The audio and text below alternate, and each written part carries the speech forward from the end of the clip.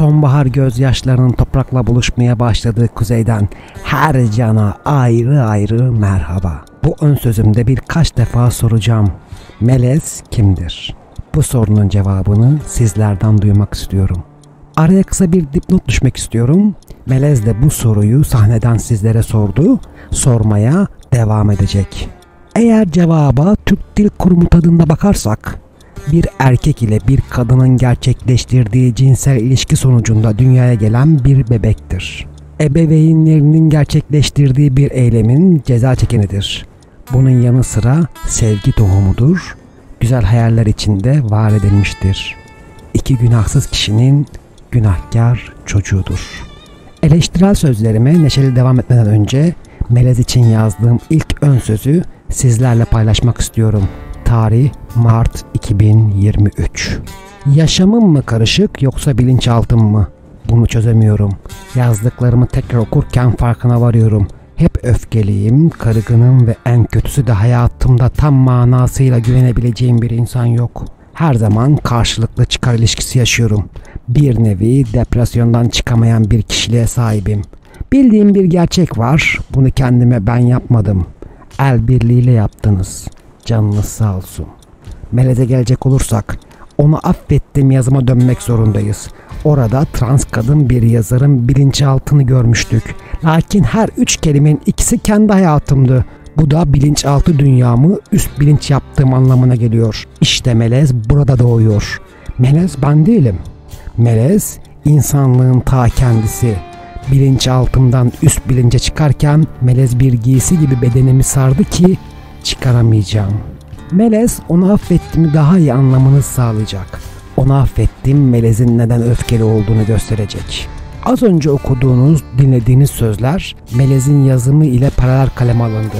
Aradan geçen 2,5 yıldan sonra melezin metnini tekrar okuduğumda kendime yaptığım ilk eleştiri melez insanlığın ta kendisi dediğim cümleye oldu.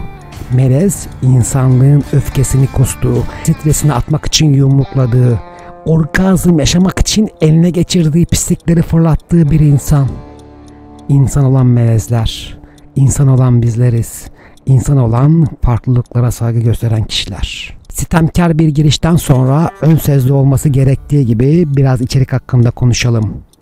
Melez eseri onu affettim yazımın devamı olduğunu söyledim. Fakat seslendirme sırasında melezle başladım. Onu affettim daha sonralarda kendine yer bulacak. Bunu neden yaptığımı net olarak açıklamam zor. Çünkü hislerimin beni yönlendirmesine izin veren bir yönüm var. Neden yaptığımı daha sonra düşünüyorum. Onu affettim gücümün doruğa çıktığı ve baş kaldırımın simgesi oldu. Melez ise duygularımı kelimeler aracılığı ile aktarırken kendi iç dünyamı düzenlediğim, sakinliğimi bulmaya başladığım eserdi. Ve seslendirmeye başladığım ilk eserimde sizleri fazla hırpalamak istemiyorum. Ve kaldığımız yerden devam edelim. Melez'i anlamak için onun ilk çıkış noktasına gitmemiz gerekiyor. Bir göç hikayesi. Çok anlamsız geldi değil mi? Bunun farkındayım ama göç hikayesi yazmayı düşünerek kurgulamaya başladım. Fakat ortaya çok farklı konuları el alan bir eser çıktı diyemeyeceğim. Çünkü melez göçün sonucunda öfkelenen kişilerin önüne atılan yemdir. Olaylara farklı bakış açısı kazandırma yönüm çoğu zaman anlaşılır olmamı zorlaştırıyor. Bunun birçok nedeni var. Melez üstünden bakarsak ilk olarak eserin LGBT konulu olarak düşünmemiz. Lakin buraya bir dipnot daha düşmem lazım. Bu kişi bir LGBT üyesi mi, değil mi? Bu konu ayrıca tartışmalı. Belki benim kimliğimden dolayı ya da gökkuşağı temasını afişte ve kitap kapağında kullanmamdan dolayı ön yargı oluşuyor. Sizlere soruyorum. Bir cami hocasının ya da bir kilise papazının yazacağı her kitap dini olmak zorunda mı?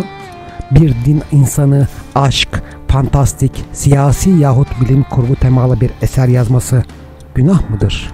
Şimdi sorduğum sorunun cevabına bakış açısı bizlere olan bakış açısıyla maalesef aynı. Biz dönelim melez kimdir sorusuna. Hikaye içerisinde ırkı, rengi, dili, dini farklı iki insandan doğan bir kişiden bahsederken meleze cinsiyet belirleyemedim. Bu net olmayan cinsiyetten dolayı kişi kendiliğinden interseks kimliğiyle doğdu. Ben de içgüdüsel olarak onu koruma altına almak isteğiyle hareket ettim.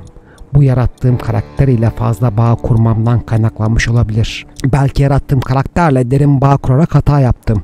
Ama şunu unutmayın ki dünyaya düşen melekler de insanlarla ilişki kurmuştu. Neyse, konumuz dağılması. Melez aramızda yaşıyor. Anlaşılır olmaya, görünür olmaya ve desteğe ihtiyacı var. Onlar günahsız doğan bebekler. Unutmayın. Melez için 4 farklı video hazırlayacağım. İlki bu ön söz videosu. İkinci olarak Melez'in kısa hikayesi. Üçüncü olarak Melez'in haykırışının monolog seslendirmesi. Ve son olarak sinematik tiyatro çekimini yapacağım. Belli olmaz, belki de bir gün 5. video olarak Melez film olur ve beyaz perdede seyrederiz. Bu ön sözümü geçmişte yazdığım Melez'in tanıtım yazısıyla sonlandırmak istiyorum. Kendi kimliğini dahi bilmeyen insanların yönettiği bir dünyada yaşıyoruz. Ben gerçekten yaşadım diyemeyen kişiler, aldıkları nefesin karşılığını veren insanları dışlayarak bir sistem kurmaya ve ahlaksızlıklarını gerçekler gibi göstererek yaşamayı istiyor.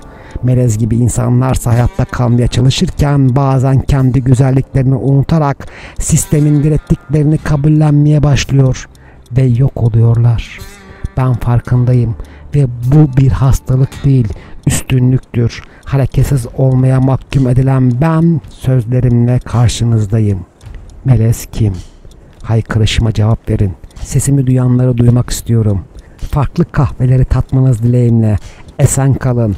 Ben Efsun Tanla.